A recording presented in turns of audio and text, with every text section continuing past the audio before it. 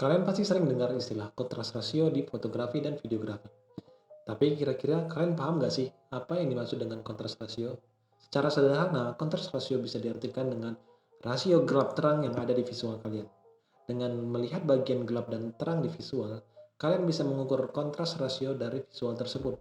Kontras rasio adalah perbandingan bagaimana gelap dan terang yang ada di visual kalian. Berdasarkan pembagian ini, ada dua pembagian kontras rasio secara umum, yaitu high key dan juga low key. Yang pertama, low key. Low key kontras rasio dikarenakan biasanya background yang ditampilkan pada gambar dan visual cenderung lebih gelap.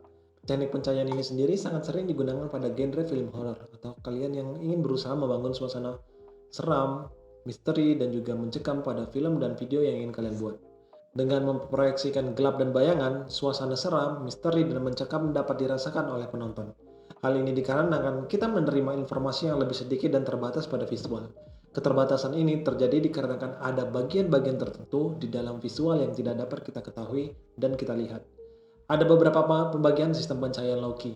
Yang pertama ada underexposure background dengan normal exposure subject. Yang kedua ada normal exposure background dengan normal exposure subject. Yang ketiga ada normal exposure background dan juga underexposure subject. Nah, selanjutnya yaitu pencahayaan yang kedua, yaitu adalah pencahayaan kontras rasio high key.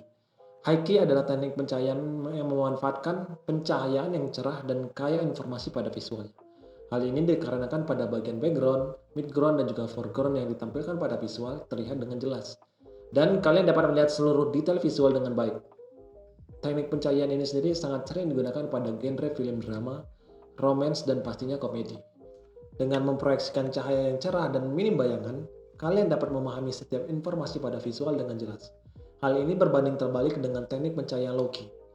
Kalian dapat merasakan rasa senang, gembira, dan atmosfer yang lebih santai dengan teknik pencahayaan high-key. Ada beberapa pembagian sistem pencahayaan high-key, yaitu yang pertama adalah high exposure background dengan high exposure subject, yang kedua adalah high exposure background dengan normal exposure subject. Mau tahu lebih banyak tentang sinematografi dan videografi?